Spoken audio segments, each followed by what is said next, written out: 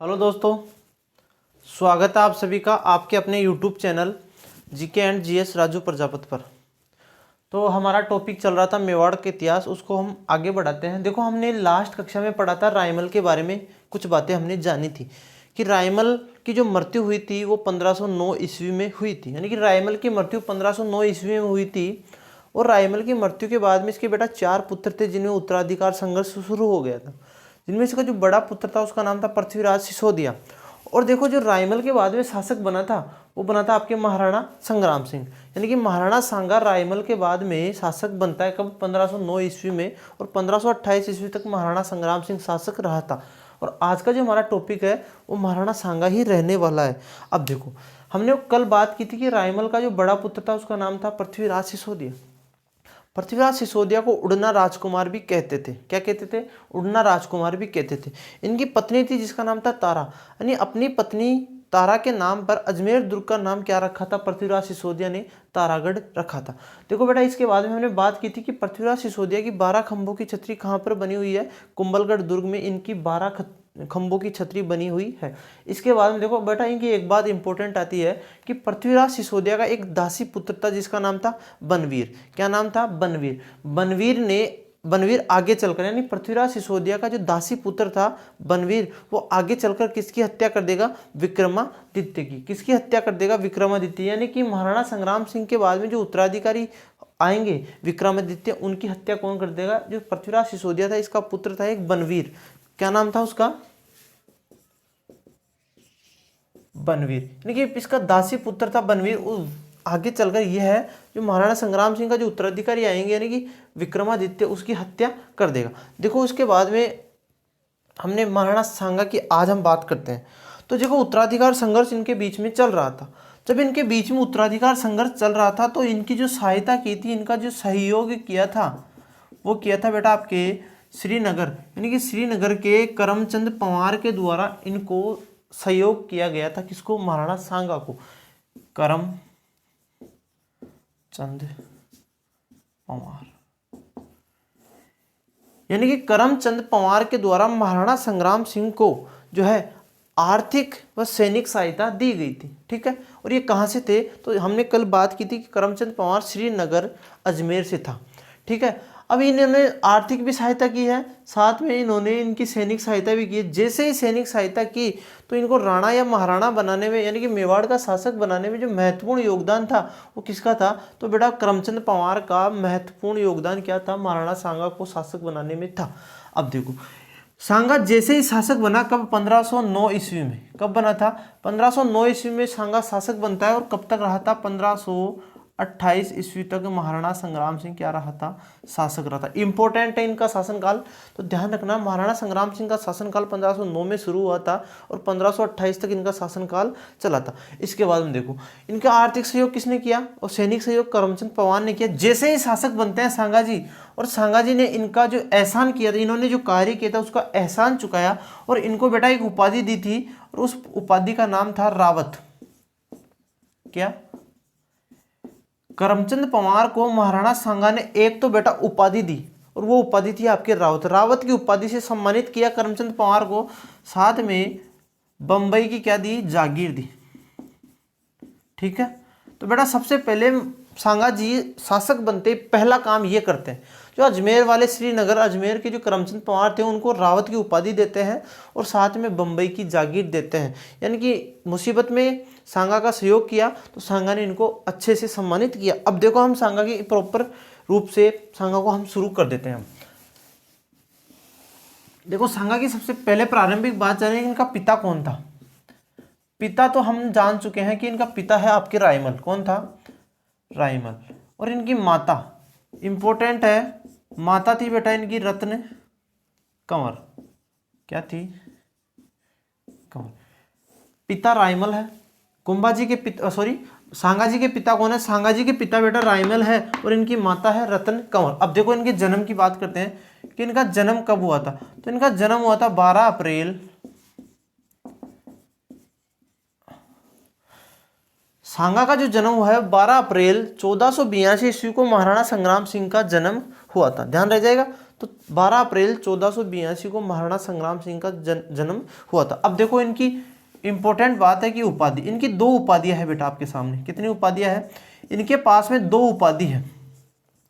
दोनों ही उपाधि इंपॉर्टेंट है। कैसे है कि जब ये खानवा युद्ध में लड़ रहे थे उससे पहले भी इन्होंने बहुत सारे युद्ध किए थे। यानी कि संग्राम सिंह ने अपने जीवन में 5 युद्ध किए थे। राजस्थान में इन्होंने कितने युद्ध किए थे? यानी कि 5 युद्ध किए थे। 5 युद्धों के बारे में जानेंगे। तो जब इन्होंने युद्ध किया तो इनके जो शरीर था, शरीर पर बहुत सारे घाव हो गए थे। तलवारों से, भालों से लगने के कारण इनके घाव हो गए थे। इस कारण इनके शरीर पर बेटा कितने घाव हो गए थे? 80 घाव। कितने घाव हो गए थे? इनके शरीर पर 80 घाव हो गए थे। तो इन 80 घावों को देखकर कर्नल जेम्स स्टोर ने इनको कहा था सैनिकों का भग्न अवशेष। क्या कहा था? सैनिकों का, यानी कि इनको कहा था सैनिकों का भग्न, यानी कि भग्नावशेष। ठीक है, ध्यान रह जाएगा। सांगा के शरीर पर 80 घाव हो गए थे। ध्यान रखना है 80 के 80, यानी कि सांगा के शरीर पर 80 घाव हो गए थे। इस कारण कर्नल जेम्स टोड ने सांगा को कौन सी उपाधि दी है? सैनिकों का भग्नावशेष। किसको कहा है? सांगा को कहा है। और किसने कहा है? टोड ने कहा है। अब देखो इनके पास में एक उपाधि और है, इन्हें कहा जाता है हिंदूपति। क्या कहा जाता है? हिंदूपति या इनको कहा जाता है हिंदू पंथ। ठीक है, तो बेटा ये इनके पास 2 उपाधि। हिंदूपति क्यों कहते हैं? जब हम खानवा युद्ध पढ़ेंगे, यानी कि सांगा का जब अंतिम युद्ध होगा, खानवा युद्ध 1527 ईस्वी में, उस समय पढ़ेंगे कि इनको हिंदूपति क्यों कहते हैं। क्योंकि इन्होंने पाती परवन प्रथा की शुरुआत की थी राजस्थान में, इस कारण इनको हिंदूपति या हिंदू पंथ कहते हैं। अब देखो जब इनका उत्तराधिकार संघर्ष हो रहा था, उत्तराधिकार संघर्ष में करमचंद पंवार ने इनका सहयोग कर दिया। सहयोग के बाद में करमचंद पंवार को ये जागीर दे देते हैं, कहाँ की? बम्बई की जागीर देते हैं, और रावत की उपाधि से उनको सम्मानित भी करते हैं। इसके बाद में देखो 80 गांव होने के कारण टोड ने इनको क्या कह दिया? सैनिकों का भग्नावशेष कह दिया। और हिंदूपति या हिंदू पंथ कह दिया। किसको? महाराणा संग्राम सिंह को। क्यों कह दिया? क्योंकि इन्होंने खानवा युद्ध में एक प्रथा की शुरुआत की थी, पाती परवन प्रथा। ठीक है, उसके बारे में हम बाद में बात करेंगे। अब देखो इनके समकालीन कुछ शासकों की बात करें हम, इसके बाद में हम बात करते हैं समकालीन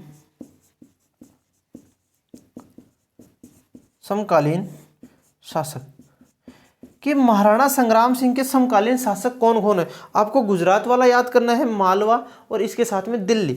तो दिल्ली का बेटा उस समय शासक था समकालीन, यानी कि महाराणा संग्राम सिंह के दिल्ली का समकालीन शासक था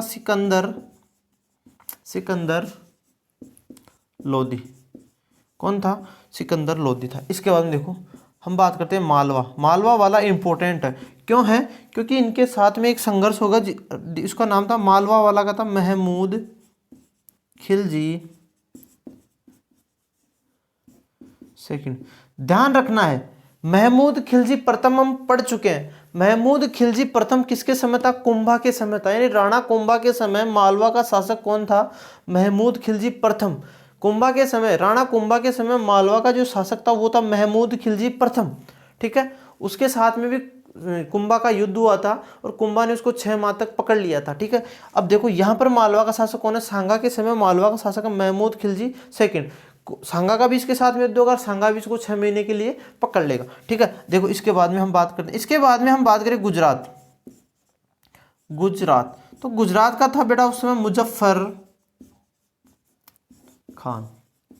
ठीक है, इंपॉर्टेंट चीजें हैं कि सांगा के समकालीन मुस्लिम शासक कौन कौन है। तो सांगा के समय दिल्ली का उस समय समकालीन शासक था सिकंदर लोधी। इसके बाद में मालवा का है महमूद खिलजी सेकंड, ये आपको ध्यान रखना है मालवा वाला। इसके बाद में गुजरात का है मुजफ्फर खां। ठीक है, ये इनके समकालीन शासक है। देखो इनको एक बार आप नोट कर लीजिए, आगे हम चलते हैं। ठीक है, और हम बात करें सिकंदर लोधी की, कुछ बात करनी चाहे तो सिकंदर लोधी ने बेटा जाम्बोजी के कहने पर गो हत्या पर क्या लगा दी थी? रोक लगा दी थी। यहाँ हम सिकंदर लोधी की बात करें तो जाम्बोजी, यानी कि जाम्बोजी के कहने पर सिकंदर लोधी ने क्या कर दी थी? गो हत्या, यानी कि गो हत्या पर इन्होंने रोक लगा दी थी। और सिकंदर लोधी वही है जिन्होंने आगरा की स्थापना की थी। कब? 1504 ईस्वी में। क्या बसाया था? आगरा शहर। आगरा शहर बसाया था। इसके बाद में देखो एक बात और करिए, जाम्बोजी को बेटा 500 बीघा क्या दी थी, जमीन भी दी थी। ठीक है, तो सांगा के समकालीन दिल्ली का शासक कौन है, सिकंदर लोधी। सिकंदर लोधी की 3 बात आपको यहीं पर याद कर लेनी है कि जाम्बोजी के कहने पर सिकंदर लोधी ने गौ हत्या पर रोक लगा दी थी। इसके बाद में आगरा शहर की स्थापना किसने की है, आपके सिकंदर लोधी ने की है 1504 ईस्वी में। इसके बाद में एक बात और है कि जाम्बोजी को सिकंदर लोधी ने 500 बीघा जमीन दान में दी थी। कहां पर, कतरियासर बीकानेर में। कहां पर, कतरियासर बीकानेर में जाम्बोजी को 500 बीघा जमीन दान में दी थी। देखो आगे हम बात करते हैं। अब देखो सांगा ने अपने जीवन में राजस्थान में कितने युद्ध लड़े हैं, 5 युद्ध लड़े हैं। कितने युद्ध लड़े हैं, 5 युद्ध लड़े हैं। देखो सांगा उन 5 युद्धों में से 4 युद्धों में जीतता है और अंतिम युद्ध में हार जाता है। यानी कि इसने कुल कितने युद्ध किए हैं, इसने कुल 5 युद्ध किए हैं, जिनमें से 4 युद्धों में ये विजय रहता है और अंतिम युद्ध में ये हार जाता है। देखो हम पांचों युद्धों की हम बात करते हैं। सबसे पहला जो युद्ध आता है सांगा का, वो आता है बेटा आपके, सांगा का सबसे पहला युद्ध आता है 1517-18 में लड़ा गया था। उसका नाम था खातौली का युद्ध। हम एक बार जान लेते हैं,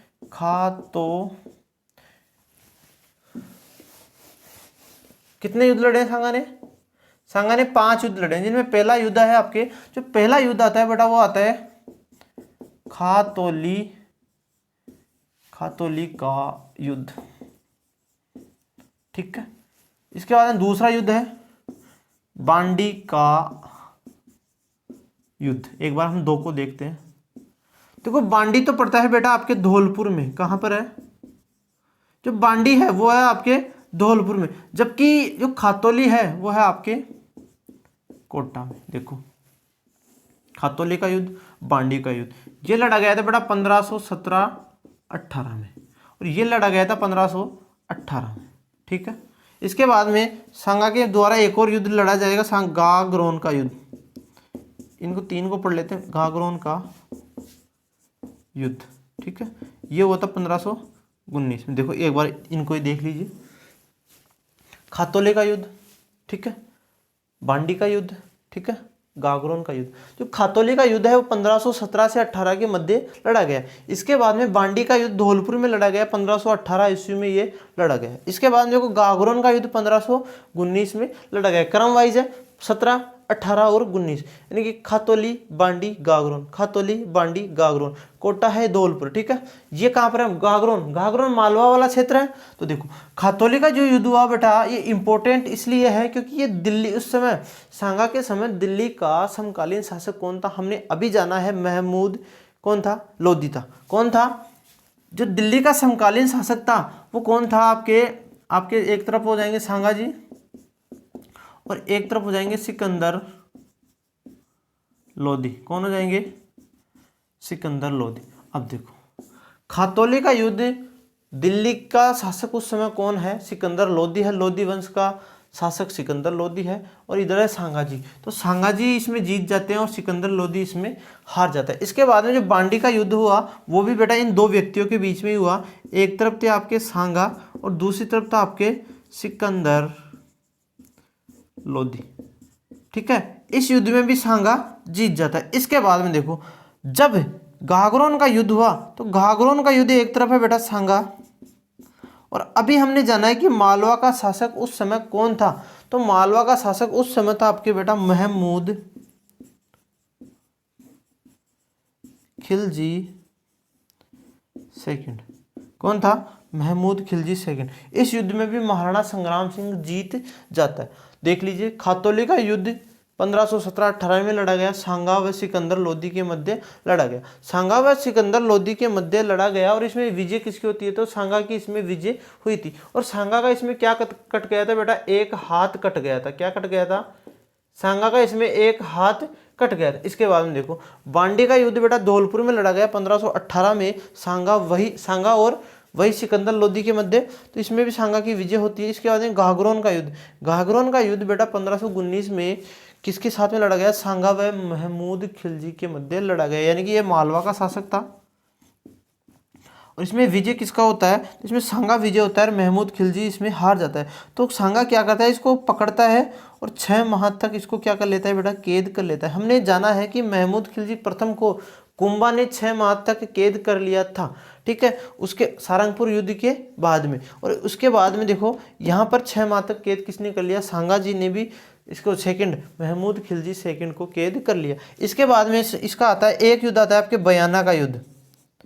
बयाना, जो बयाना का युद्ध हुआ था वो 1500, यानी कि बयाना का युद्ध कब हुआ, तो बयाना का युद्ध हुआ था 1527 में। और बयाना कहाँ पर है, आपके भरतपुर में। कहाँ पर है, भरतपुर में। तो ये बेटा अलग व्यक्तियों के साथ होगा। तो एक तरफ है इसमें सांगा, ठीक है, और एक तरफ इसमें बाबर। हम दोबारा करने वाले हैं बयाना का युद्ध की बात, और इसमें सांगा जीतता है और हार कौन जाता है, बाबर इसमें इस युद्ध में हार जाता है। देखो एक बार हम फिर से बात करेंगे। इसके बाद में आएगा आपके खानवा का युद्ध, ठीक है, कौन सा आएगा, खानवा का युद्ध। देखो बयाना का युद्ध जो हुआ था इसमें किस प्रकार से क्या हुआ था, तो बेटा एक बयाना जो दुर्ग था इस पर जो है सांगा का एक जागीरदार रहा करता था जिसका नाम था हकीम निजाम।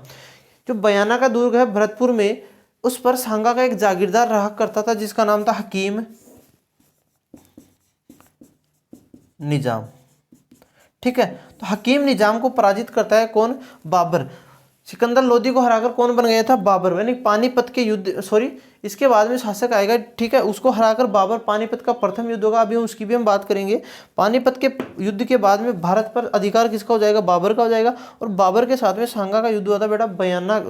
सांगा और बाबर के मध्य बयाना का युद्ध हुआ था, कहाँ पर, भरतपुर में। और इसमें भरतपुर दुर्ग पर जो है आपके सांगा का एक जागीरदार था जिसका नाम था आपके हकीम निजाम। हकीम निजाम को कौन पराजित कर देता है, आपके बाबर पराजित करता है। फिर इधर से जाता है आपके सांगा, और बयाना दुर्ग किसने जीत लिया, तो बाद में बयाना दुर्ग 1527 ईस्वी में सांगा ने जीत लिया। अब देखो आगे हम बात करते हैं।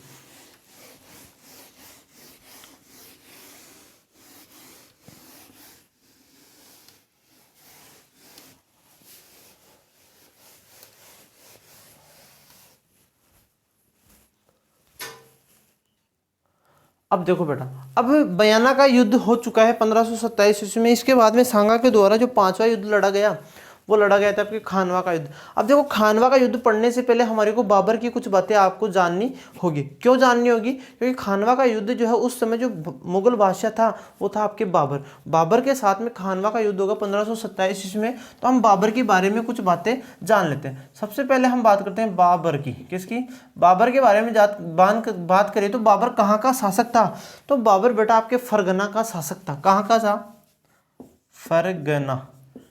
फरगना का शासक। तो फरगना का शासक कौन था, तो आपके बाबर था। देखो इसके पिता की हम बात करते हैं, तो इनका पिता था मिर्जा उमर शेख, मिर्जा उमर शेख, ठीक है। इनकी माता की हम बात करें तो माता थी कुतलू निगार, ठीक है। बाबर कौन है, तो बाबर फरगना का शासक है। कौन है, बाबर फरगना का शासक है। और उसके पिता का क्या नाम है, तो पिता का नाम है बेटा आपके मिर्जा उमर शेख, और उसकी माता का नाम है कुतलू निगार। क्या नाम था, कुतलू निगार। यानी कि बाबर की माता का नाम क्या है, कुतलू निगार। अब देखो यानी कि बाबर इस तरफ फरगना का शासक है। फरगना का शासक कौन है, बाबर है, और उसकी माता का नाम कुतलू निगार है, पिता का नाम है उमर शेख। अब देखो इसकी इंपॉर्टेंट बात करें कि बाबर तैमूर, बाबर 2 वंशों का खून था। यानी कि बाबर में 2 वंशों का खून था, यानी कि बाबर में 2 वंशों का खून था। हम बात कर लेते हैं बाबर तैमूर, एक वंश हुआ है तैमूर वंश। तो तैमूर का 5वां वंशज था। कौन सा, तैमूर का 5 यानी कि 5वां वंशज, ठीक है। जबकि मंगोल का 14वां वंशज था।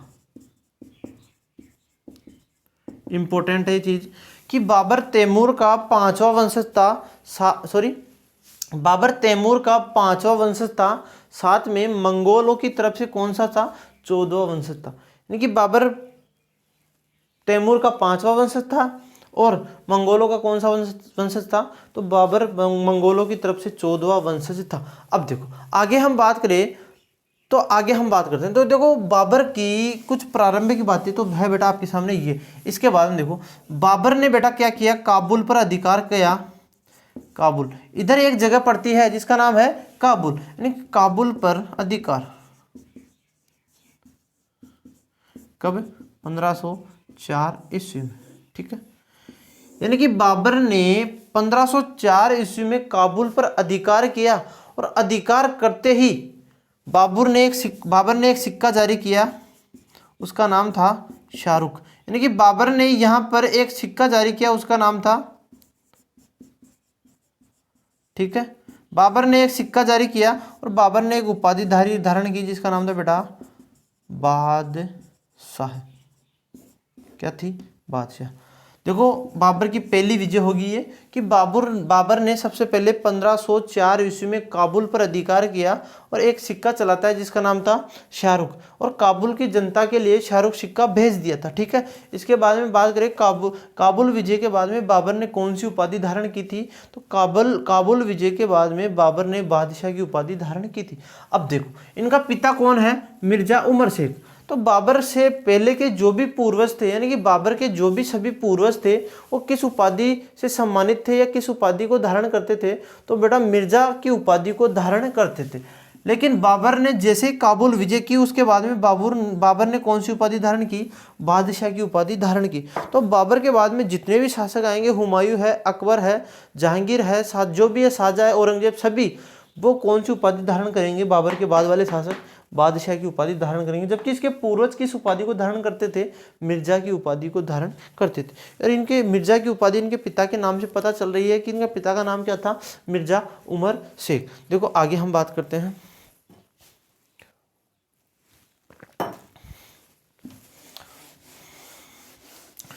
ये तो बेटा इसका पहला आक्रमण। अब देखो इसके बाद में दूसरा आक्रमण देखते हैं बाबर का।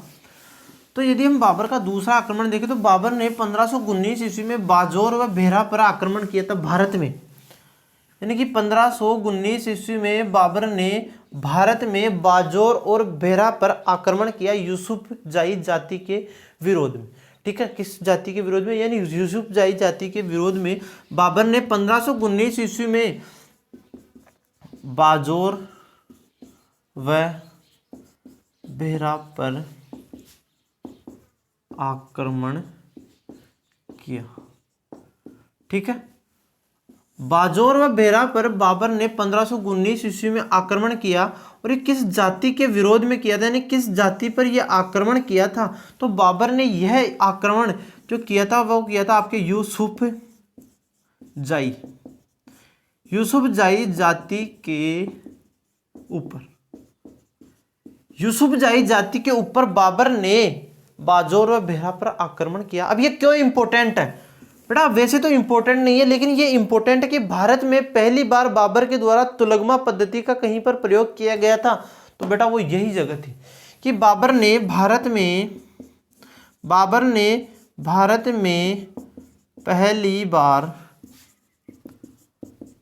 तुलगमा पद्धति, कि बाबर ने पहली बार भारत में तुलगमा पद्धति का प्रयोग कहां पर किया था और किस आक्रमण में किया था। पूछ सकता है कि बाबर ने पहली बार तुलगमा पद्धति का प्रयोग पहली बार यूसुफजाई जाति के विरोध में 1519 ईस्वी में बाजौर और बेहरा पर आक्रमण करते समय किया था। ठीक है, समझ में आ गया होगा। अब देखो ये तुलगमा पद्धति क्या है, इसके बारे में कुछ बातें करें कि बाबर के पास 2-3 कलाएं थी। देखिए बाबर के पास तुलगमा पद्धति थी, इसके बाद में बंदूक चलाना है, घुड़सवारी है। तो बाबर ने ये कहाँ से सीखा था, तो सबसे पहले हम बात करते हैं इसी की तुलगमा पद्धति। तो बाबर ने जो तुलगमा पद्धति सीखी थी बेटा वो उज़्बेकों से सीखी थी। किससे सीखी थी, बाबर ने जो तुलगमा पद्धति सीखी थी वो सीखी थी उज़्बेकों से। किससे सीखी थी, बाबर ने उज़्बेकों से तुलगमा पद्धति सीखी थी। इसके बाद में देखो हम बात करें बंदूक, कि बाबर ने बंदूक चलाना किससे सीखा, तो बाबर ने बंदूक चलाना जो सीखा था वो ईरानियों से सीखा था। किससे सीखा था, ईरानियों से। बाबर ने बंदूक चलाना ईरानियों से सीखा था। इसके बाद में देखो बाबर बहुत अच्छा घोड़ा भी चलाता था, यानी घुड़सवार था। तो बाबर ने जो घुड़सवारी सीखी थी, घुड़सवारी, तो बाबर ने जो घुड़सवारी सीखी थी बेटा आपके तुर्कों से सीखी थी। किससे सीखी थी? तुर्कों से सीखी थी। इसके बाद में चौथा आता है तोप खाना, कि बाबर ने तोप खाना चलाना या तोप बनाना या तोप कैसे चलती है, इन सब के बारे में बाबर ने किससे सीखा था? तो बेटा तुर्कों से ही बाबर ने तोप खाना चलाना सीखा था। बाबर के पास में ये 3 कलाएं थी, इसी कारण बाबर जो है खानवा युद्ध में 1527 ईस्वी में बेटा विजय हो जाएगा। ये इन 4 चीज़ों की दम पर बाबर जो है खानवा युद्ध में जो है जीत जाएगा और सांगा को पराजित कर देगा। सांगा बहुत बड़ा शक्तिशाली शासक था। राजस्थान का उस समय सबसे बड़ा शक्तिशाली शासक कौन था? तो सांगा था, लेकिन उसको भी ये पराजित कर देगा। उसने पहली पद्धति जो तुलगमा पद्धति अपनाई। तुलगमा पद्धति बाबर कहाँ से सीखा? तो तुलगमा पद्धति बाबर सीखा था बेटा उज्बेकों से। ठीक है। बंदूक चलाना बाबर ने ईरानियों से सीखा था। इसके बाद में घुड़सवारी बाबर ने कहाँ से सीखी थी? तो बाबर ने जो घुड़सवारी सीखी थी, यानी घोड़ा चलाना, अच्छे से घोड़ा चलाना सीखा था, वो तुर्कों से सीखा था। और बाबर ने जो तोप खाना कैसे बनता है, उसका नियंत्रण, उस पर किस प्रकार से नियंत्रण होता है, किस प्रकार से तोपें चलती है, उनके बारे में बाबर ने किससे सीखा था? तुर्कों से सीखा था। देखो आगे हम बात करते हैं बाबर की ओर। अब देखो बाबर को भारत में पहली बार निमंत्रण तो किसी ने दिया होगा। ऐसे तो नहीं है कि बाबर स्वयं चलकर आ गया। तो बाबर को बेटा निमंत्रण दिया गया था। तो बाबर को भारत में सबसे पहले निमंत्रण किसने दिया था? निमंत्रण की हम बात करें कि बाबर को भारत में सबसे पहले किसने बुलाया था, तो बेटा 2 व्यक्ति आते हैं। ठीक है। एक तो नाम आता है आपके दौलत खा लोधी। कौन सा था? दौलत खा लोधी। साथ में एक नाम आता है आपके महमूद लोधी। यही 2 दुर्भाग्यशाली व्यक्ति थे। यदि यह ना होते तो शायद बाबर नहीं आता। तो भारत में बाबर को निमंत्रण किसने दिया था? तो भारत में बाबर को निमंत्रण दौलत खां लोधी व महमूद लोधी ने दिया था। जबकि बाबर अपनी आत्मकथा तुजुक ए बाबरी यानी कि बाबरनामा में लिखता है कि मेरे को यानी कि यहाँ पर भारत में निमंत्रण किसने दिया था? तो सांगा ने दिया था। जबकि ऐसा नहीं है कि बाबर को निमंत्रण दौलत खां लोधी व महमूद लोधी ने दिया था। जबकि बाबर अपनी आत्मकथा तुजुक ए बाबरी में, या इसका दूसरा नाम क्या है, बाबरनामा, उसमें लिखता है कि मेरे को आक्रमण के लिए या मेरे को यहाँ पर निमंत्रण किसने दिया था? सांगा ने मेरे को यहाँ पर बुलाया था। तो ध्यान रखना है। अब देखो बाबर आया और बाबर आते ही भारत में सबसे पहले क्या करेगा? तो बाबर ने अपने जीवन की, नहीं तो भारत की बात कर लेते हैं सबसे पहले, कि बाबर ने भारत में जैसे बाबर आता है, दौलत खां लोधी और हमारे महमूद लोधी के निमंत्रण पर बाबर भारत आ गया। अब देखो भारत आते ही बाबर ने भारत में 5 युद्ध किए बेटा। कितने? यानी कि बाबर ने सांगा ने किए थे 5। तो सांगा ने 5 युद्ध किए थे, साथ में बाबर ने बेटा 4 युद्ध किए थे। सांगा ने 3 युद्ध जीते हैं, आखिरी युद्ध सांगा हार जाएगा, लेकिन बाबर ने पूरे 5 के 5 युद्ध जीत लिए। यानी कि सांगा ने अपने जीवन में 4 युद्ध किए, जिनमें से 3 युद्ध जीतता है, 1 युद्ध हारता है। और जो आपके बाबर था उसने 5 युद्ध किए, 5 के 5 जीतता है। सबसे पहले बाबर आया और आते ही बाबर ने कितने युद्ध किए हैं? 4 युद्ध किए हैं। तो बाबर आता है, बाबर आते ही सबसे पहले क्या करता है? पानी पीता है। भारत में जैसे ही बाबर आया, आते ही सबसे पहले क्या किया? पानी पिया। यानी कि सबसे पहले 1526 ईस्वी में उसने क्या किया? पानीपत का युद्ध किया। पानी पीता है, फिर वो खाना खाता है, यानी कि खानवा का युद्ध किया। दूसरा युद्ध उसने कौन सा किया? खानवा का युद्ध किया 1527 में। ठीक है। फिर वो चाय पीता है। क्या पीता है? चाय पीता है। तो चंदेरी का युद्ध हुआ उसके बाद में। फिर वो कहाँ पर चला गया? घर पर चला गया, यानी कि घाघरा का युद्ध भी यहाँ पर हुआ था। इस प्रकार से बाबर ने 4 युद्ध किए थे। जैसे ही चौथा युद्ध होगा, इसके बाद में बाबर की समाप्ति हो जाएगी, वो हम कर देंगे अभी। देखो बाबर सबसे पहले आता है और बाबर ने जो पहला युद्ध किया था वो किया था आपके पानीपत का युद्ध। देखो इंपॉर्टेंट है पानीपत का युद्ध। क्यों इंपॉर्टेंट है? क्योंकि पानीपत का युद्ध यदि नहीं होता तो भारत में शायद मुगल सत्ता की स्थापना भी नहीं होती। पानीपत का युद्ध यदि बाबर नहीं जीतता तो भारत में मुगल सत्ता स्थापित नहीं होती। पानीपत का जो युद्ध हुआ था वो हुआ था बेटा 1526 ईस्वी में। किस किस के मध्य हुआ? तो एक तरफ है आपके बाबर, ठीक है, और इसके बाद में इसके सामने कौन था? तो इस समय दिल्ली का बादशाह था इब्राहिम लोधी। कौन था? इब्राहिम लोधी। ध्यान रखना है कि पानीपत का जो युद्ध हुआ है 1526 ईस्वी में, वो बाबर व इब्राहिम लोधी के मध्य हुआ है। अब देखो इस युद्ध में कौन जीतेगा? तो इस युद्ध में बेटा बाबर जीत जाएगा। ठीक है। अब देखो आगे हम बात करते हैं। बाबर ने कितने युद्ध किए हैं? 4 युद्ध किए हैं। पहला युद्ध बाबर जीत गया, कौन सा? पानीपत का युद्ध बाबर जीत जाता है। अब देखो, बाबर पानी पी लिया, अब खाएगा खानवा, खाना खाएगा, तो खानवा का युद्ध ये हुआ था बेटा 1527 ईस्वी में। वही एक तरफ है बाबर, एक तरफ है बाबर, एक तरफ है राजस्थान के उस समय मेवाड़ के शासक थे सांगा। कौन थे? सांगा। इसमें बाबर को जीत जाएगा, सांगा जी हार जाएंगे।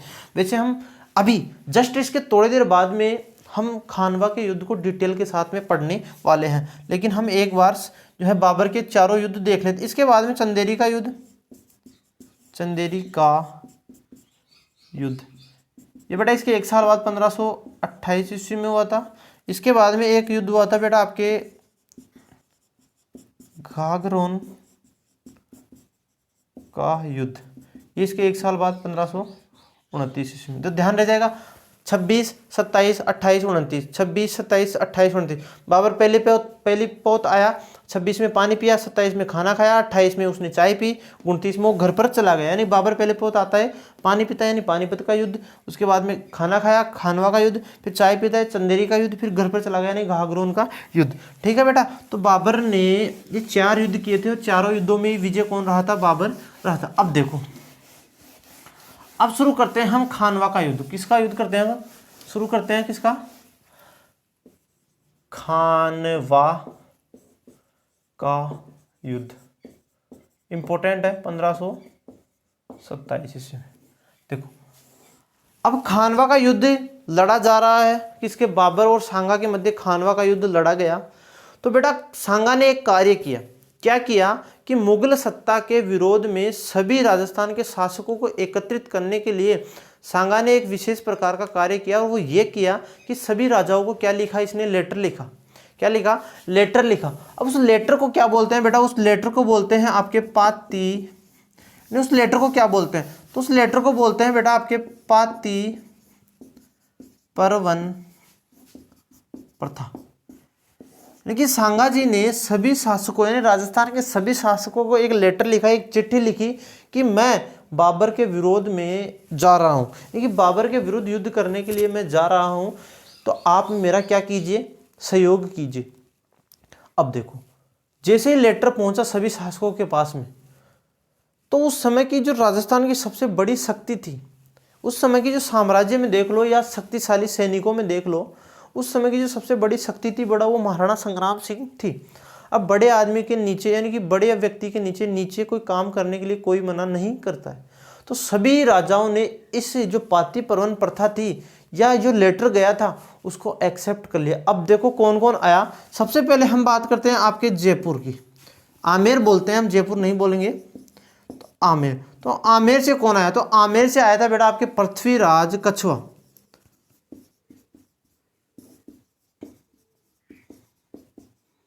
ठीक है, इसके बाद में बात करें बीकानेर। बीकानेर का था बेटा कल्याणमल। कौन था? कल्याणमल। ठीक है, मारवाड़ का मालदेव। राव गांगा का पुत्र आया था। वैसे तो गांगा था उस समय शासक कौन था? सांगा के समकालीन शासक कौन था? मारवाड़ का गांगा था, लेकिन गांगा का पुत्र कौन आया था आपके? मालदेव। कौन आया था? मालदेव। इसके बाद में देखो नागौर। नागौर का खानजादा। कौन था? खानजादा। यानी कि नागौर से कौन आया? खानजादा है मेड़ता। मेड़ता, तो मेड़ता से आया था बेटा आपके वीरमदेव। वीरमदेव, यानी कि मेड़ता से आया वीरमदेव। इसके बाद में मेवात, हसन खां मेवाती। हसन, मेवात माने अलवर क्षेत्र। हसन खां मेवाती। सादड़ी का झाला अज्जा। इतने व्यक्ति आ गए। जैसे ही सांगा ने राजस्थान के सभी शासकों को पाती परवन प्रथा लिखी, लेटर लिखा, बेटा इतने शासक इसके साथ में हो गए। 7 राजा, 9 राव, 107 सरदार इसके साथ में हो गए थे। ये कौन लिखता है? तो इसके साथ में बेटा बहुत सारे लोग हो गए थे, यानी कि 7 राजा, 9 राव और 104 सरदार इसके साथ में हो गए थे। क्योंकि 7 राजा, 9 राव, 104 सरदार। कौन लिखता है? कर्नल जेम्स टोड लिखता है कि पाती परवन प्रथा, जैसे ही सांगा ने सभी राजस्थान के शासकों को लिखा तो सांगा के साथ में 7 राजा शामिल हो गए, 7 राजा जुड़ गए, 9 राव जुड़ गए बेटा, और 104 क्या जुड़ गए, तो 104 सांगा के साथ में सरदार जुड़ गए। ठीक है, अब देखो, और सांगा के पास में 1,20,000 क्या हो गई, सेना हो गई। क्या हो गई, सेना हो गई। जबकि अकबरनामा, बाबर की आत्मकथा का क्या नाम है, सॉरी बाबर की आत्मकथा अकबरनामा नहीं है, बाबरनामा, बाबर की आत्मकथा है जिसका नाम है तुजुक ए बाबरी। उसमें लिखा हुआ है कि सांगा के पास 2,20,000 सेना थी। कितनी थी, ठीक है, दोनों ही ध्यान रखना है कि सांगा के पास कितनी सेना थी, तो 1,20,000 सेना। वास्तविक रूप से सांगा के पास इतनी सेना हो गई थी, जबकि बाबरनामा के अनुसार बाबर के पास में, सॉरी सांगा के पास में कितनी सेना थी, 2,20,000 सेना थी। और किस किस ने सहयोग किया, तो आमेर के पृथ्वीराज कछवा, बीकानेर का कल्याणमल, इसके बाद में मारवाड़ का गांगा का पुत्र कौन था, मालदेव, नागौर का खानजादा, इसके बाद में मेड़ता का विरमदेव, मेवात का हसन खां मेवाती, और सादड़ी का झाला अज्जा। ये झाला अज्जा भी इंपॉर्टेंट है। क्यों इंपॉर्टेंट है, जैसे ही सांगा जी घायल होंगे खानवा के युद्ध में, तो जैसे ही घायल होने के बाद में इनका जो राज चिन्ह पहनाया जाएगा, इनका जो मुकुट पहनाया जाएगा, वो इसी व्यक्ति को पहनाया जाएगा, यानी सादड़ी के झाला अज्जा को ये मुकुट पहनाया जाएगा। तो ठीक है, तो बेटा ये थी पाती परवन प्रथा। देखो आगे हम चलते हैं, आगे हम बात करें तो खानवा का युद्ध हो जाएगा बेटा अब। ठीक है, तो खानवा का युद्ध को हम शुरू करते हैं एक बार। देखो अब हम बात करते हैं खानवा के युद्ध की। तो खानवा का युद्ध बेटा 1527 में है। यदि हम इसकी एक्चुअल डेट देखना चाहे तो 17 मार्च 1527 ईस्वी को क्या हुआ था, खानवा का युद्ध हुआ था। अब खानवा कहाँ पर पड़ता है, तो खानवा पड़ता है बेटा आपके रूपवास तहसील, रूपवास, यानी कि खानवा कहाँ पर पड़ता है, तो रूपवास तहसील भरतपुर। कहाँ पर पड़ता है, भरतपुर में यह युद्ध पड़ता है। देखो आगे हम बात करें तो बाबर का ये युद्ध था, ये किस किस के मध्य हुआ, एक तरफ है तो बाबर, पहले हम इसकी बात कर लेते हैं कि बाबर है, सामने कौन है, बाबर है और सांगा है, महाराणा संग्राम सिंह। इसमें बाबर जीत जाएगा और सांगा जी इसमें हार जाएंगे, यानी कि सांगा और बाबर के मध्य लड़ा गया, तो इसमें बेटा बाबर जीत जाता है और सांगा इसमें हार जाता है। ठीक है, और ये राजस्थान का पहला ऐसा युद्ध था जिसमें तोप खाने का प्रयोग हुआ था। हमने बात की थी कि तुलगमा पद्धति का प्रयोग पहली बार भारत में कहाँ पर किया गया, तो 1519 ईस्वी में बाजौर और बेहरा पर यूसुफजाई जाति के विरोध में पहली बार जो है आपके तुलगमा पद्धति का प्रयोग किया गया था। जबकि भारत में, राजस्थान में बोल सकते हो हम कि राजस्थान में पहली बार तोप खाने का प्रयोग कहाँ हुआ है, राजस्थान की बात कर रहे हैं, लेकिन राजस्थान में पहली बार तोप खाने का प्रयोग कहाँ पर हुआ था, तो वो बेटा आपके खानवा युद्ध में हुआ था। अब देखो इस युद्ध में जीत कौन गया, बाबर जीता। अब बाबर के जीतने के पीछे कुछ ना कुछ कारण तो रहा होगा। देखो सांगा के पास में बेटा 1,20,000 की सेना थी, फिर भी सांगा हार गया, इसके पीछे कुछ ना कुछ कारण तो रहा होगा। तो हमने जाना है कि बाबर के पास में एक तो तुलगमा पद्धति थी, जो बाबर ने कहाँ से सीखी थी, उज्बेकों से सीखी थी, बंदूक चलाना, इसके बाद में घुड़सवारी, इसके बाद में तोप खाना। ठीक है, बाबर के पास में 4 जो पद्धतियाँ थी वो बाबर को जिताने में सहयोग किया, इन चारों पद्धतियों ने। लेकिन बाबर ने क्या किया बेटा, कारण तो जाने हम कि बाबर की जीत का कारण क्या रहा था। तो बाबर की जीत का कारण रहा था सबसे पहले, एक जैसे ही बयाना युद्ध पर बाबर ने आक्रमण किया था, तो बयाना युद्ध पर सांगा और इसके मध्य सामान्य सी झड़प हुई थी 1527 ईस्वी में। तो किसने जीत लिया था, सांगा ने जीत लिया था। तो उनके जो सैनिक थे, किसके, बाबर के जो सैनिक थे, उनमें डर उत्पन्न हो गया कि कहीं पर हमारे को इस युद्ध में भी हार ना मिल जाए। इस कारण सैनिक क्या थे, पीछे हट रहे थे। बाबर के सैनिक पीछे हट रहे, तो बाबर ने अपने सैनिकों में जोश भरने के लिए बहुत सारे कार्य किए। उसने कहा कि तुम्हारे ऊपर जो भी तमगा कर लगता है, बेटा सैनिकों पर उस समय एक कर लगा करता था जिसका तमगा, कौन सा, तमगा कर। लेकिन बाबर ने कहा कि तुम्हारे ऊपर जो भी तमगा कर लगता है सैनिकों के ऊपर, उसको मैं क्या करता हूं बेटा, आज से समाप्त करता हूं। क्या करता हूं, समाप्त करता हूं। इसके बाद में बाबर ने कहा कि आज के बाद में मैं क्या नहीं करूंगा, शराब नहीं पीऊंगा। यानी कि आज के बाद मैं बाबर आज के बाद मैं कभी शराब नहीं पीऊंगा। ठीक है, इसके बाद में क्या कहा उसने, इसके बाद में उसने कहा कि यदि हम जीते तो गाजी कहलाएंगे, और यदि हम मारे गए तो क्या कहलाएंगे, शहीद कहलाएंगे। बाबर ने कहा कि यदि हम इस युद्ध में जीतते हैं तो हम क्या कहलाएंगे, गाजी कहलाएंगे, और यदि हम हारते हैं या मारे जाते हैं तो हम क्या कहलाएंगे, शहीद कहलाएंगे। इसके बाद में बाबर ने इस युद्ध को क्या घोषित कर दिया था बेटा, तो जिहाद।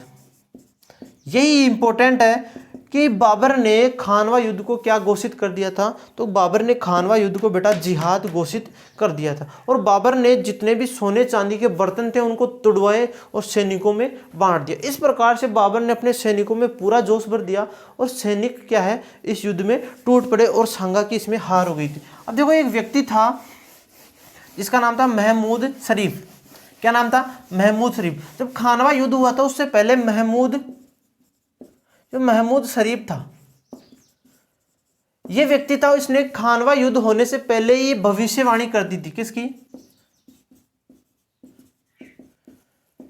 बाबर की भविष्यवाणी कर दी थी महमूद शरीफ ने कि बाबर इस युद्ध में क्या करने वाला है, कि बाबर इस युद्ध में हारने वाला है। अब देखो, जैसे ही बाबर ने इस युद्ध में जीता तो बाबर के इस युद्ध में कौन थे, सेनापति कौन थे। सेनापति की हम बाद में बात करेंगे, सबसे पहले हम बात करेंगे तोपची की। हमने अभी बात की कि राजस्थान का पहला युद्ध है जिसमें तोप खाने का प्रयोग किया गया था, तो हम जानेंगे कि इनके तोपची थे कौन, कि तोप चला कौन रहे थे। तो इनका पहला तोपची था, उसका नाम, बाबर के दो तोपची थे, जिनके एक का नाम था मुस्तफ़ा, लेकिन बाबर का दो तोपची थे जिनके मुस्तफ़ा रूमी, क्या नाम था, मुस्तफ़ा रूमी, और एक का नाम था उस्ताद अली। ठीक है, मुस्तफ़ा रूमी और उस्ताद अली बाबर के बेटा दो तोपची थे जिन्होंने यहाँ पर तोप खाने का संचालन किया था। ठीक है, अब देखो आगे बात करते हैं। अब देखो, खानवा युद्ध किसने जीत लिया, बाबर ने जीत लिया, और इसमें हार किसकी हो गई, हार हो गई बेटा इसमें सांगा की। सांगा इसमें हार गया। जैसे ही सांगा हारा तो सांगा क्या हो जाता है, घायल हो जाता है। यहाँ पर क्या हो गया, संग्राम सिंह यहाँ पर घायल हो गया। घायल सांगा को यहाँ से युद्ध भूमि से निकाला गया, और घायल सांगा का जो राज चिन्ह था, यानी कि मुकुट था, सांगा का जो मुकुट था वो किसे पहनाया गया, तो हमने अभी बात की है, तो सादड़ी के झाला अज्जा, झाला अज्जा।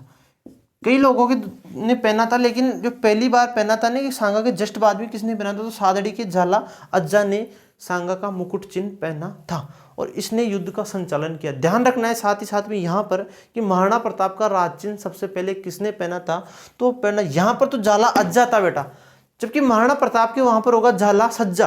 कौन था, झाला सज्जा, वो हम उस समय बात कर लेंगे। फिर देखो, सांगा को यहां से बसवा दौसा ले जाया गया। कहां पर, घायल सांगा को यहां से निकाला गया, कहां से, रूपवास तहसील भरतपुर से निकाला गया, और कहां पर ले जाया गया, बसवा दौसा में ले जाया गया। फिर बाद में कहते हैं कि सांगा को जैसे ही ओस आया तो सांगा को दौसा के बाद में कहां पर ले जाया गया, रणथंबोर दुर्ग में। कहां पर, रणथंबोर ले जाया गया, रणथंबोर, सांगा को रणथंबोर ले जाएगा। इसके बाद में कहते हैं कि सांगा की जो मृत्यु हो गई थी वो कालपी नामक स्थान पर सांगा की मृत्यु हो गई थी। और जो सांगा का दाह संस्कार हुआ था, संस्कार यानी कि उनके चिता को आग कहाँ पर लगाई थी, वो लगाई थी बेटा मांडलगढ़ भीलवाड़ा। ठीक है, देखिए सांगा जी का अंतिम संस्कार कहाँ पर हुआ था, तो महाराणा संग्राम सिंह का अंतिम संस्कार मांडलगढ़ भीलवाड़ा में हुआ था। और मांडलगढ़ भीलवाड़ा में ही अशोक परमार जो कहाँ से था, जगनेर यूपी से था। अशोक परमार वही व्यक्ति है जिसको सांगा ने जागीर दी थी, कहाँ की, मांडलगढ़ भीलवाड़ा की जागीर सांगा ने ही दी थी अशोक परमार को। तो इसका जब अंतिम संस्कार यहाँ पर किया गया तो अशोक परमार ने इनकी छतरी कहाँ पर बनवा दी बेटा, तो वो बना दी आपकी मांडलगढ़ भीलवाड़ा में। इस प्रकार से आपको ध्यान रखना है कि महाराणा संग्राम सिंह की छतरी कहाँ पर बनी हुई है, तो महाराणा संग्राम सिंह की जो छतरी बनी हुई है वो आपके यहाँ पर बनी हुई है। कहाँ पर, मांडलगढ़ भीलवाड़ा में महाराणा संग्राम सिंह की क्या बनी हुई है, तो वो छतरी बनी हुई है। देखो आगे हम बात करते हैं, आगे हम क्या बात करेंगे, तो इसको क्या घोषित किया था बाबर ने, जिहाद, जिहाद का नारा दिया था यहाँ पर। और ठीक है, देखो आगे हम बात करते हैं। अब इस युद्ध को जीत तो लिया बाबर ने, लेकिन बाबर के इस युद्ध को जीतने के बाद में बहुत दुख हुआ बेटा। क्या हुआ, बाबर जैसे ही इस युद्ध को जीतता है, युद्ध को जीतने के बाद में बाबर को बहुत बड़ा अफसोस हुआ। और बाबर ने अपने जीवन का काला दाग किस युद्ध को कहा है? तो बेटा इसी युद्ध को बाबर ने क्या कहा है? बाबर के जीवन का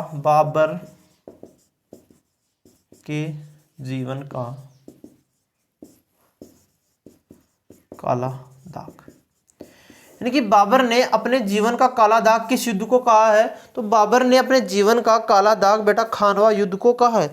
अब देखो दाग लग गया तो इसको कैसे साफ किया जाए, किससे धोया जाए इसको? तो इसने क्या किया, महाराणा संग्राम सिंह की एक पत्नी थी जिसका नाम था कर्मावती। क्या नाम था? हाड़ी रानी कर्मावती को इसने क्या बनाया बेटा? हाड़ी रानी कर्मावती। हाड़ी रानी कर्मावती को बेटा इसने क्या बनाया? पुत्री बनाया। यानी कि अपने इस काले दाग को धोने के लिए बाबर ने सांगा की पत्नी कर्मावती को क्या बनाया? पुत्री बनाया, ताकि उसका जो है ना पाप धुल सके या काला दाग मिट सके। देखो आगे हम बात करें, आगे हम और बात करें किसकी? इस युद्ध की बात करें आगे हम। तो इस युद्ध को जीतने के बाद में बाबर ने एक बात कही थी कि मालवा, गुजरात और दिल्ली, इन तीनों जगहों का कोई भी ऐसा कोई शासक नहीं है, अकेला शासक नहीं है जो अकेला किसको हरा सके? आपके सांगा को हरा सके। यानी कि मालवा, गुजरात और आपके दिल्ली, इन तीनों का कोई भी अकेला, इन तीनों जगह का यानी तीनों रियासत जो भी है, मालवा, गुजरात और दिल्ली का, तीनों में से अकेला कोई भी ऐसा शासक नहीं है जो अकेला किसको हरा सके? तो आपके सांगा को हरा सके। ठीक है, इसके बाद देखो बाबर की एक बात और करते हैं कि बाबर की आत्मकथा। अभी हमारा जिक्र हुआ था कि बाबर की आत्मकथा कौन सी है? तो बाबर की आत्मकथा है बेटा बाबर नामा। क्या है? बाबर नामा। इसे ही बोलते हैं तुजुक ए बाबरी। किस में लिखी हुई है? तुर्की भाषा में है, ये तुर्की भाषा में लिखी हुई है। ठीक है, तो बेटा ये इस प्रकार से खानवा युद्ध हमारा पूरा कंप्लीट हो गया। इसके बाद में बेटा सांगा का उत्तराधिकारी आएंगे, उत्तराधिकारी। ठीक है, उत्तराधिकारी कौन कौन आएंगे उनकी हम बात करेंगे बेटा कल। ठीक है, तो यदि आप हमारे चैनल पर नए हो तो चैनल को सब्सक्राइब जरूर कीजिए। Okay, thank you.